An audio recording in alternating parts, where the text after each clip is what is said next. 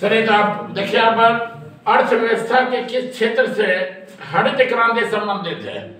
आपको बताया गया था हरित क्रांति जो है यह कृषि क्षेत्र से संबंधित है, और कृषि क्षेत्र का संबंध देखिए प्राथमिक क्रियाकलाप से आता है। प्राथमिक क्रियाकलाप क्या है? मानव द्वारा की जाने वाली प्रारंभिक क्रिया जिसके माध्यम से संसाधनों का प्रत्यक्ष रूप से उपयोग नहीं किया जाता है, ऐसी क्रियाकलाप है प्राथमिक क्रियाकलाप कहलाती है। जैसे कृषि है, पशुपालन है, मछली पालन है, जंगल से लकड़ी प्राप्त करना है, खनन है, आखेट है, शिकार करना। हम लोग सभी जानते हैं कि आखेट यानी शिकार करना, पशुपालन, मछली पालन, इनसे जो भी वस्तु प्राप्त हमें होता है कृषि से, इसका हम प्रत्यक्ष रूप से उपयोग नहीं कर पाते हैं। ऐसी क्रियाकलाप है प्राथमिक क्रियाकलाप कहलाती है। इसमें देखिए दिया गया आपका द्वितीय क्रियाकलाप। पता है द्वितीय क्रियाकलाप को औद्योगिक क्षेत्र के नाम से जानते हैं, और द्वितीय क्रियाकलाप का तात्पर्य जिनमें प्राथमिक क्रियाकलाप द्वारा प्राप्त वस्तुओं का उपयोग प्रत्यक्ष रूप से नहीं करके बल्कि अप्रत्यक्ष रूप से किया जाता है, अर्थात कच्चे माल के द्वारा विभिन्न प्रकार की वस्तुओं का निर्माण करना द्वितीय क्रियाकलाप कहलाती है। इनमें जैसे बिजली का निर्माण करना। तृतीय क्रियाकलाप को सेवा क्षेत्र कहते हैं, जो प्राथमिक और द्वितीय क्रियाकलाप में सहायता प्रदान करती है, जिनमें शिक्षा, स्वास्थ्य, संचार, बैंक, बीमा, व्यापार इत्यादि। तो हरित क्रांति का संबंध क्या है? प्राथमिक क्षेत्र से है। अगला प्रश्न है, कौन सा संस्थान भारत में मुद्रा जारी करने के लिए अधिकृत है? तो हमारे देश में मुद्रा जारी करने के लिए अधिकृत संस्थान है वह रिजर्व बैंक ऑफ इंडिया है। इसका सही जवाब है। सभी को पता है रिजर्व बैंक ऑफ इंडिया की स्थापना 1 अप्रैल 1935 ईस्वी को हुआ था। रिजर्व बैंक ऑफ इंडिया का जो राष्ट्रीयकरण है वह 1949 ईस्वी में है। रिजर्व बैंक ऑफ इंडिया का मुख्यालय जो है वह मुंबई है। मुंबई को भारत का वित्तीय राजधानी भी कहते हैं, और मुंबई में ही आपका जो है दलाल स्ट्रीट भी है। चलिए देखिए, यहाँ कई प्रश्न आ गए। मुंबई में दलाल स्ट्रीट है, भारत की वित्तीय राजधानी मुंबई है, रिजर्व बैंक ऑफ इंडिया देश का एकमात्र केंद्रीय बैंक है, सभी बैंकों का बैंक है, और 2 रुपये के नोट से लेकर के, यानी 2 रुपये के नोट से लेकर के अधिकतम मूल्य के जितने भी बता रहे नोट हैं सभी आरबीआई जारी करती है। जबकि 1 रुपये का नोट, 1 रुपये का नोट और सभी प्रकार के सिक्के, जितना भी बता रहे मूल्य के सिक्के हैं, वित्त मंत्रालय द्वारा जारी किया जाता है। वित्त सचिव का उस पर हस्ताक्षर होता है। चलिए अगला प्रश्न हम लोग देखते हैं, भूकंप केंद्र के ऊर्ध्वाधर पृथ्वी पर स्थित केंद्र को क्या कहते हैं? प्रश्न है, भूकंप केंद्र के ऊर्ध्वाधर पृथ्वी पर स्थित केंद्र है। देखिए कहलाएगा अधिक केंद्र कहलाएगा जहां से भूकंप की उत्पत्ति होती है। पृथ्वी के जिस स्थल से भूकंप की उत्पत्ति होगी इसको फोकस कहते हैं, और इसको हम भूकंप केंद्र कहेंगे। लेकिन यहाँ कह रहा ऊर्ध्वाधर पृथ्वी पर स्थित केंद्र, तो अधिक केंद्र का सही जवाब है। अगला प्रश्न है, कौन हमारे रहन सहन के स्तर को प्रभावित करता है? तो हमारे रहन सहन के स्तर को प्रभावित करता है प्रति व्यक्ति आय। आप सभी जानते हैं देश की कुल राष्ट्रीय आय में देश की कुल जनसंख्या से भाग देने पर जो भागफल प्राप्त होता है उससे प्रति व्यक्ति आय कहते हैं। तो प्रति व्यक्ति आय एग्जाम में पूछता है, प्रति व्यक्ति आय पूछता है कि वह प्रति व्यक्ति आय क्या है? तो देश की कुल राष्ट्रीय आय में देश की कुल जनसंख्या से भाग देने पर जो भागफल प्राप्त होता है उससे प्रति व्यक्ति आय कहते हैं। तो इसका सूत्र मालूम है, इसका सूत्र क्या होगा? प्रति व्यक्ति आय का सूत्र क्या है? यानी कुल राष्ट्रीय आय बटे देश की कुल जनसंख्या। इतना अगर आपको ध्यान में है तो यह उत्तर बताना बिल्कुल कंप्लीट है। यानी देश की कुल राष्ट्रीय आय बटे देश की कुल जनसंख्या, इसको हम डिफिनेशन कर देंगे, यानी शब्दों में परिभाषित करेंगे कि देश की कुल राष्ट्रीय आय में देश की कुल जनसंख्या से भाग देने पर जो भागफल प्राप्त होता है उससे प्रति व्यक्ति आय कहते हैं। जिस देश में प्रति व्यक्ति आय अधिक होगा उस देश में लोगों के रहन सहन का स्तर क्या होगा? उच्च होगा। प्रति व्यक्ति आय निम्न होगी, रहन सहन का स्तर भी निम्न होगा। लेकिन बहुत ही सिंपल प्रश्न है, पढ़ेंगे समझेंगे और इसका आराम से देखिए इसका उत्तर प्रति व्यक्ति आय आ रहा है। अगला प्रश्न है, बिहार में कितने जिले हैं? इसमें कुछ नहीं बता रहे। बिहार में आपका 38 जिला है, कुल 9 प्रमंडल है, नहीं 9 कमिश्नरी है, 38 जिला है और कुल 534 आपका जो है ये ब्लॉक हो जाएगा, प्रखंड हो जाएगा। चलिए अगला है, बांग्लादेश कब आजाद हुआ? बांग्लादेश कब स्वतंत्र हुआ? तो सभी को मालूम है 1971 ईस्वी में बांग्लादेश स्वतंत्र हुआ था। भारत में किस राज्य में सर्वप्रथम पंचायती राज की शुरुआत हुई? देखिए सबसे पहले पंचायती राज की शुरुआत जो है वह प्रश्नानुसार राजस्थान से ही है। 2 अक्टूबर 1959 ईस्वी को 2 अक्टूबर 1959 ईस्वी को राजस्थान के नागौर जिले में पंचायती राज का उद्घाटन किया गया था पंडित जवाहरलाल नेहरू के द्वारा। बलवंत राय मेहता समिति का गठन 1957 में हुआ और इसी मेहता समिति के द्वारा भारत में 3 स्तरीय पंचायती राज व्यवस्था की यह सिफारिश किया था। तो सबसे पहले अगर देखें तो प्रयोग के तौर पे बता रहे हैं, अरे देखा जाए, अरे सबसे पहले अगर आंध्र प्रदेश में इस व्यवस्था को लाया गया तो 1958 ईस्वी में, लेकिन अरे कह सकते हैं औपचारिक रूप से बता रहे, मुख्य रूप से राजस्थान में इस व्यवस्था को जो है प्रधानमंत्री के द्वारा उद्घाटन किया गया था। तो ऑप्शन में राजस्थान बिल्कुल करेक्ट है। और आपको पता है पंचायती राज का उल्लेख जो है भारतीय संविधान के किस अनुच्छेद में किया गया है? तो भारतीय संविधान के अनुच्छेद 40 जो आपका है, अनुच्छेद 40 में ग्राम पंचायत के गठन का प्रावधान है। इसी ग्राम पंचायत के गठन का प्रावधान जो 40 में है, इसी के तहत गांव के विकास के लिए पंचायती राज व्यवस्था की स्थापना के लिए बलवंत राय मेहता समिति का गठन हुआ था। तो भारतीय संविधान के भाग 4 में 36 से 51 जो अनुच्छेद है राज्य के नीति निर्देशक तत्व के तहत अनुच्छेद 40 में ग्राम पंचायत के गठन का प्रावधान किया गया था, क्योंकि गांधी का सपना था कि भारत गांव का देश है, गांव के विकास के लिए पंचायती राज का होना बहुत ही जरूरी है। अगला प्रश्न देखिए,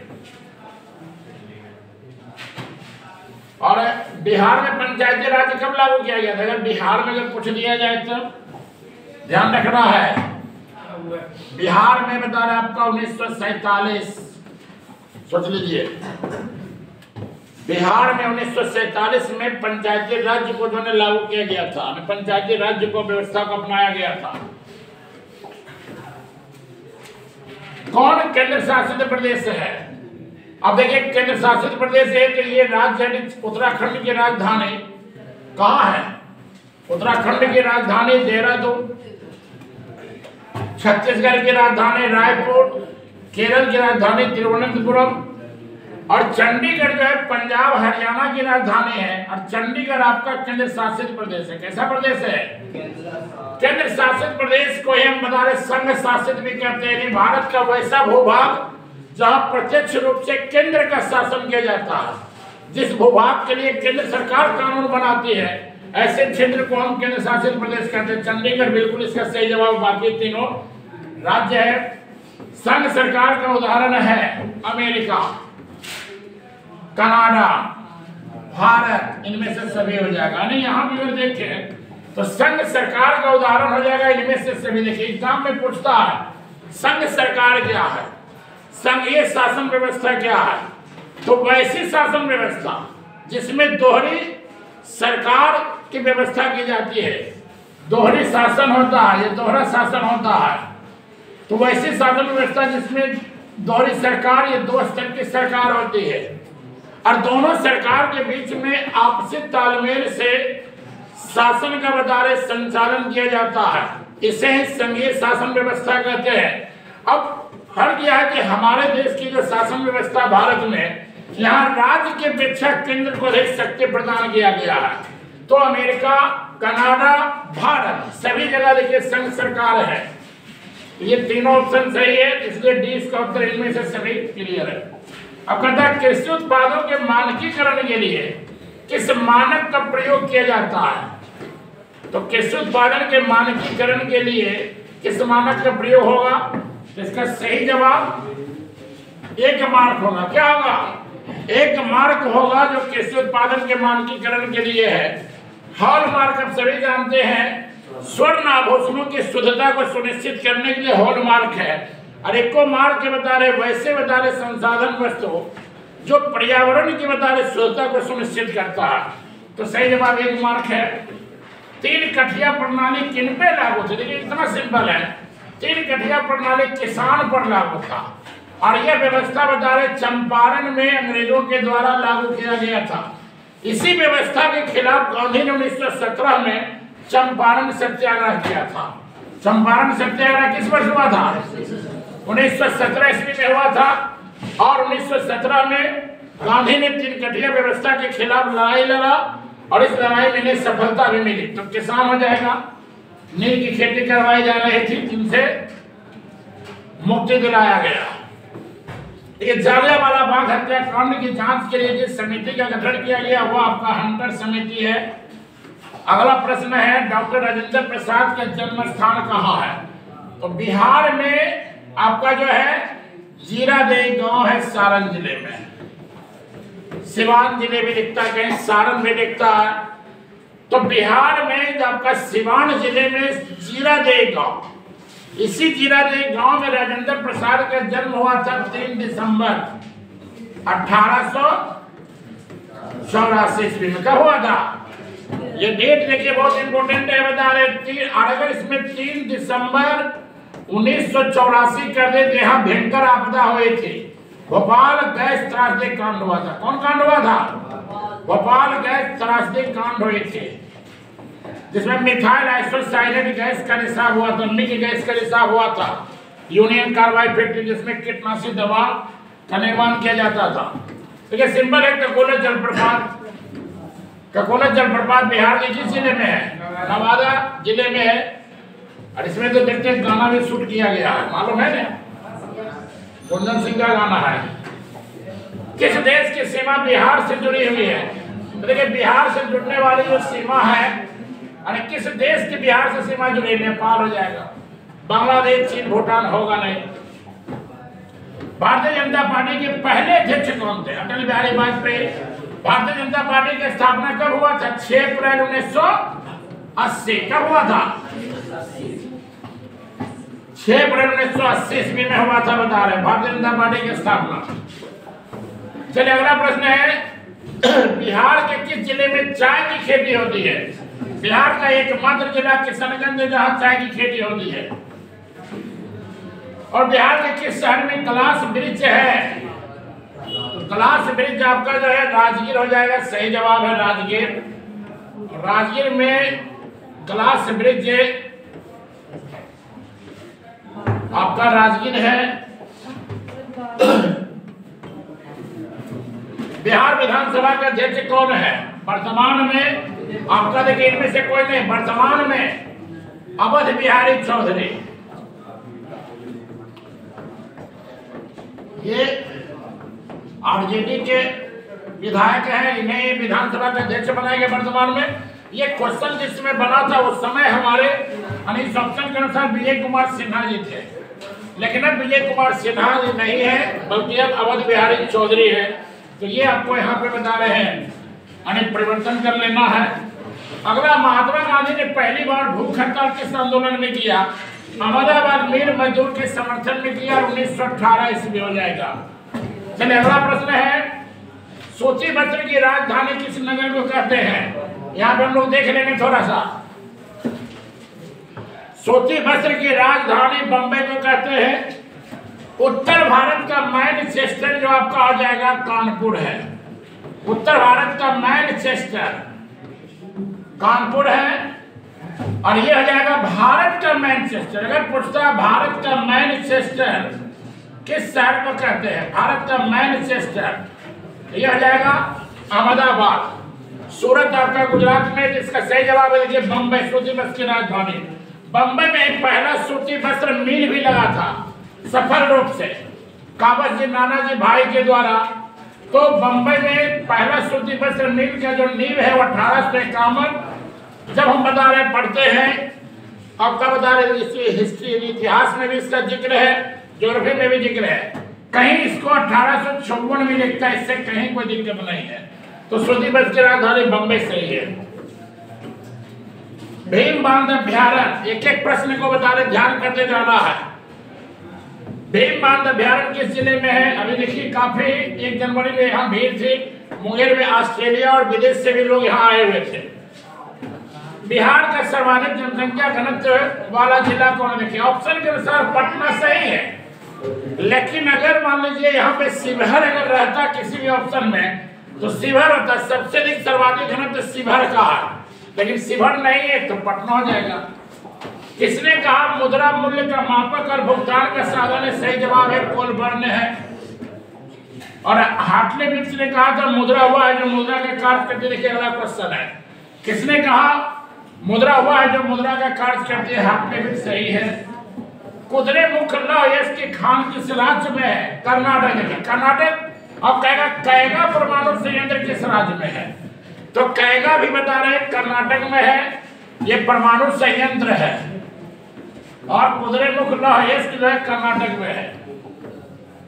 राज्य निर्वाचन आयोग की नियुक्ति कौन करता है? सही जवाब है राज्य निर्वाचन आयोग। देखिए तो राज्यपाल हो जाएगा, और राज्य निर्वाचन आयोग है स्थानीय निकाय की चुनाव करवाता है, स्थानीय निकाय की चुनाव करवाता है। अगर केवल हमारा निर्वाचन आयोग की नियुक्ति कौन करता है तब राष्ट्रपति होता, लेकिन यह राज्य लगा दिया इसलिए राज्यपाल उत्तर सही है। अब आगे हम लोग देखते हैं, अगला जो प्रश्न आएगा वो आपका 81 नंबर है। देखिए अब ये सब प्रश्न आपका बता रहे हैं, चलते चलेगा। इटली एवं जर्मनी वर्तमान में किस महादेश के अंतर्गत आते हैं? यूरोप है। इटली और जर्मनी का एकीकरण जो है 1871 ईस्वी में हुआ था। चलिए आगे। फ्रांस में किस शासक वंश के पुनर्स्थापना वियना कांग्रेस द्वारा किया गया? तो वियना कांग्रेस के द्वारा बुर्बो वंश है, और वियना जो कांग्रेस या वियना सम्मेलन है वो 1815 ईस्वी में मेटरनिक के द्वारा किया गया था। मेटरनिक ऑस्ट्रेलिया का चांसलर था। मेटरनिक का संबंध किस संगठन से था? सही जवाब है कार्बोनरी। कार्बोनरी संगठन की स्थापना 1810 ईस्वी में हुआ था। इटली एवं जर्मनी के एकीकरण के विरुद्ध निम्न में से कौन था? सही जवाब देखिए ऑस्ट्रेलिया है। ऑस्ट्रेलिया नहीं चाहता था कि इटली और जर्मनी के एकीकरण हो। काउंट काबोर को विक्टर मैनुअल ने किस पद पर नियुक्त किया? सही जवाब हो जाएगा काउंट काबोर को विक्टर मैनुअल ने प्रधानमंत्री पद पर नियुक्त किया। गैरीबाल्डी पेशे से क्या थे? सही जवाब इसका नाविक है। जर्मन राइन राज्य का निर्माण किसने किया था? तो नेपोलियन बोनापार्ट ने किया था। और जर्मन राइन राज्य का निर्माण 1806 ईस्वी में किया गया था। नेपोलियन बोनापार्ट के द्वारा 1804 ईस्वी में नेपोलियन संहिता है, ध्यान रखना नेपोलियन संहिता 1806 ईस्वी करेक्ट है। जॉन बेरिन एक संस्था थी, जॉन बेरिन व्यापारियों की संस्था थी, और जॉन बेरिन जो है 1834 ईस्वी में परसा के नेतृत्व में, परसा के व्यापारियों के नेतृत्व में स्थापित किया गया था। परसा के व्यापारियों के नेतृत्व में स्थापित किया गया था। अगला प्रश्न है, रक्त एवं लौह की नीति का अवलंबन किसने किया था? सही जवाब देखिए बिस्मार्क है। बिस्मार्क ने रक्त एवं लौह नीति का अवलंबन किया था। फ्रैंकफर्ट की संधि कब हुई थी? सभी जानते हैं फ्रैंकफर्ट की जो संधि है वह 1871 ईस्वी हो जाएगा। देखिए सही जवाब है 10 मई 1871 ईस्वी में सेडौन का युद्ध हुआ था। ध्यान रखना सेडौन का युद्ध, सेडौन का युद्ध जो है 1870 ईस्वी में प्रसा और फ्रांस के बीच हुआ था, और इस युद्ध में फ्रांस की हार हो गई थी। इसी युद्ध के बाद जो है 10 मई 1871 को फ्रैंकफर्ट की संधि हुई, और इसी संधि के परिणाम स्वरूप जो है जर्मनी का एकीकरण होता है। यूरोप वासियों के लिए किस देश का साहित्य और ज्ञान विज्ञान प्रेरणा स्रोत रहा? तो यूनान सही है। यूनान 1832 में आजाद हुआ था। यूनान के ऊपर तुर्की का कब्जा था, सही है। 1829 ईस्वी के एड्रियानोपोल की संधि किस देश के साथ हुई? तो तुर्की हो जाएगा। यह संधि जो है तुर्की और रूस के बीच हुई थी, तुर्की और रूस के बीच हुई थी, इसमें तुर्की सही है। अगला प्रश्न, रूस में कृषक दास प्रथा का अंत कब हुआ? तो ये कृषक दास प्रथा का अंत 1861 में जार अलेक्जेंडर द्वितीय, सही जवाब है जार अलेक्जेंडर द्वितीय द्वारा किया गया था। रूस में जार का अर्थ क्या है सभी को पता है, रूस का सम्राट, रूस का राजा। साम्यवादी शासन का पहला प्रयोग रूस में हुआ था। 1917 में लेनिन के द्वारा इस व्यवस्था को बताना लागू किया गया था। मजदूर संघ अधिनियम कब पारित हुआ? 1926 ईस्वी हो जाएगा। सही जवाब है वॉर एंड पीस किसकी रचना है? युद्ध और शांति। इसी को एग्जाम में बोर्ड पूछता है, युद्ध और शांति। तो इसके लेखक के बता रहे हैं लियो टॉलस्टॉय। सही जवाब है बोल्शेविक क्रांति कब हुई? नवंबर 1917। देखिए बोल्शेविक के नवंबर 1917 है। रूस में पहली जो क्रांति हुई थी बता रहे हैं जार के खिलाफ, वह फरवरी 1917 या मार्च 1917, 7 मार्च 1917 को हुई थी। और मार्च या फरवरी की क्रांति के परिणाम स्वरूप जार निकोलस द्वितीय ने 12 मार्च 1917 को गद्दी त्याग दिया था। तो देखिए यहाँ क्वेश्चन पूछता बोल्शेविक क्रांति नवंबर 1917। इसी क्रांति के परिणाम स्वरूप लेनिन ने रूस की सत्ता को ग्रहण किया था। चलिए अगला है लाल सेना का गठन किसने किया था? सही जवाब है ट्रॉट्स्की।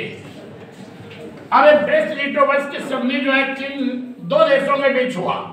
तो ब्रेस्ट लिटोवस्क की संधि जो है आपका ये हुआ है रूस और जर्मनी के बीच में।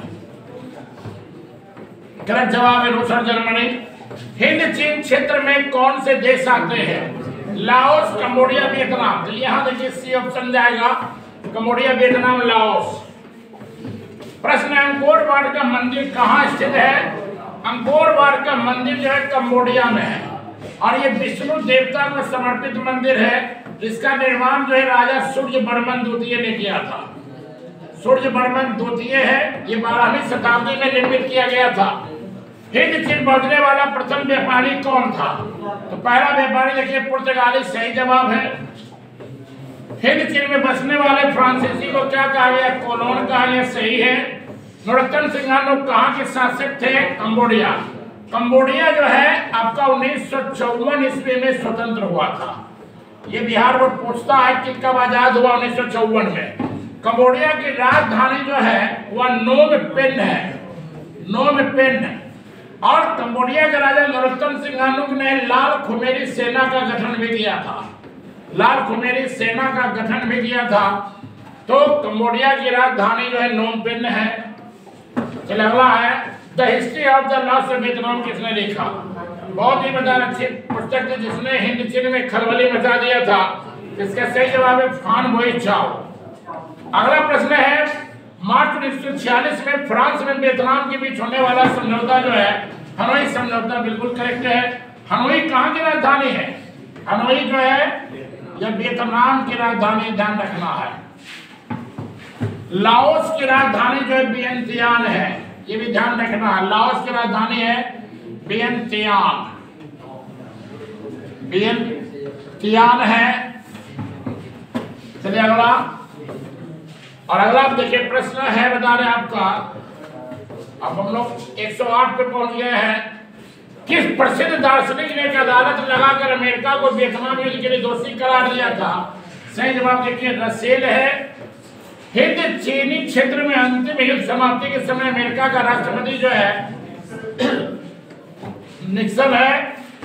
हुआ आंदोलन किस प्रकृति का है? क्रांतिकारी, धार्मिक हो जाएगा। गदर पार्टी की स्थापना किसने कब किया? लाला हरदयाल 1913 में देखिए। और कहाँ किया था? तो अमेरिका का सैन फ्रांसिस्को नगर है, अमेरिका में है सैन फ्रांसिस्को नगर में किया था। और इसमें सोहन सिंह भाखड़ा भी शामिल थे। तो गुरदयाल सिंह देखिए नहीं होगा बता रहे हैं। तो लाला हरदयाल 1913 सैन फ्रांसिस्को। जालियांवाला बाग हत्याकांड किस तिथि को हुआ? इसका देखिए सही जवाब है 13 अप्रैल 1919 से। लखनऊ समझौता किस वर्ष हुआ? 1916 में है। लखनऊ अधिवेशन की अध्यक्षता अंबिका चरण मजूमदार ने किया था। इसी समझौते में राजकुमार शुक्ल ने महात्मा गांधी को चंपारण आने के लिए आमंत्रित भी किया था। भारत में खिलाफत आंदोलन कब और किस देश के शासक के समर्थन में हुआ? तो आप सभी को पता है यह तुर्की हो जाएगा। पूर्ण स्वराज की मांग का प्रस्ताव कांग्रेस के किस वार्षिक अधिवेशन में पारित हुआ? तो वार्षिक अधिवेशन आपका लाहौर हो जाएगा, जहां 31 दिसंबर 1929 को रावी नदी के तट पर पंडित जवाहरलाल नेहरू ने कांग्रेस की अध्यक्षता करते हुए भारत में पूर्ण स्वाधीनता दिवस मनाने की घोषणा किया था। और इन्हीं के आह्वान पर 26 जनवरी 1930 को पूर्ण स्वाधीनता दिवस भी मनाया गया था। राष्ट्रीय स्वयं सेवक संघ की स्थापना कब और किसने किया? 1925 में केवी हेडगेवार है। और आरएसएस का जो मुख्यालय हो जाएगा नागपुर हो जाएगा, क्योंकि नागपुर में स्थापना किया गया था। चलिए अगला प्रश्न, वल्लभ भाई पटेल को सरदार की उपाधि किस किसान आंदोलन के दौरान दिया गया? तो बारदौली से। बारदौली कहाँ है भाई? तो बारदौली गुजरात में, ध्यान रखना है। रंपा विद्रोह कब हुआ? रंपा विद्रोह 1916 में। रंपा विद्रोह के नेता का नाम है अलमोड़ी सीताराम राजू है। अलमोड़ी सीताराम राजू। और मोपला विद्रोह का अली मुसलियार है। सेफ्टी लाइन का आविष्कार किसने किया? देखिए जेम्स हारग्रीव। यहाँ पे हम बता देते हैं सेफ्टी लाइन का जेम्स हारग्रीव जो है स्पिनिंग फ्रेम है। स्पिनिंग फ्रेम का हो जाएगा रिचर्ड आर्कराइट। रिचर्ड आर्कराइट है। स्पिनिंग जेनी, जब स्पिनिंग जेनी, तो ये सेफ्टी लाइन का आविष्कार हम्फ्री डेवी होगा। देखिए सेफ्टी लाइन का आविष्कार जो है हम्फ्री डेवी होगा। और स्पिनिंग जेनी का आविष्कार जो है यह आपका होगा जेम्स हारग्रीव है। और स्पिनिंग फ्रेम जो हो जाएगा वो हो जाएगा रिचर्ड आर्कराइट। रिचर्ड आर्कराइट कई बार हम बता रहे क्विज में पूछे हुए हैं विद्यार्थी से। फ्लाइंग शटल का आविष्कार जो है जॉन के है। देखिए यहाँ पे फ्लाइंग शटल है। फ्लाइंग शटल का आविष्कार जो है जॉन के है। और स्पिनिंग म्यूल जो है, स्पिनिंग म्यूल का आविष्कार है सैमुअल क्रॉम्पटन। और पावर लूम का जो आविष्कार है, पावर लूम का आविष्कार एडमंड कार्टराइट है। एडमंड कार्टराइट है। कई देखिए इसमें प्रश्न है। तो सेफ्टी लाइन का आविष्कार हम्फ्री डेवी बिल्कुल करेक्ट है। और 1917 ईस्वी में भारत में पहली जूट मिल किस शहर में स्थापित हुआ? देखिए ऑप्शन के अनुसार आपका कलकत्ता ऐसे भी सही है। और कलकत्ता के निकट रिसरा में हुआ है। और ये दिया 1917 बता रहे इतिहास बुक में, लेकिन ज्योग्राफी में 1855 इसका जिक्र है। तो कलकत्ता सही जवाब है। भारत में कोयला उद्योग का प्रारंभ कब हुआ? सही 1814 ईस्वी करेक्ट है। भारत में Tata hydro electric power station की स्थापना 1910 ईस्वी में जमशेदजी टाटा ने किया था। और अगला प्रश्न, इंग्लैंड में सभी स्त्री एवं पुरुषों को देश के मताधिकार जो है वो 1918 बिल्कुल ठीक है ऑप्शन के अनुसार। ऐसे तो 1928 में देता है। अखिल भारतीय ट्रेड यूनियन कांग्रेस की स्थापना, तो एटेक का गठन 1920 से 31 अक्टूबर 1920। देखिए आप डेट अगर पूछे तो 31 अक्टूबर है। भारत के लिए पहला फैक्ट्री एक्ट जो कब और किसके समय में पारित हुआ? तो पहला फैक्ट्री एक्ट जो आपका लॉर्ड रिपन के समय में है। सही जवाब है 1881। शहर को आधुनिक व्यक्ति का किस प्रकार का क्षेत्र मानते हैं? तो शहर को आधुनिक व्यक्ति का प्रभाव क्षेत्र हो जाएगा, क्योंकि शहरों में आधुनिक वातावरण देखने को मिलता है। अस्थायी कृषि के प्रभाव से कैसा जमाव संभव हुआ? सही है संपत्ति का जमाव।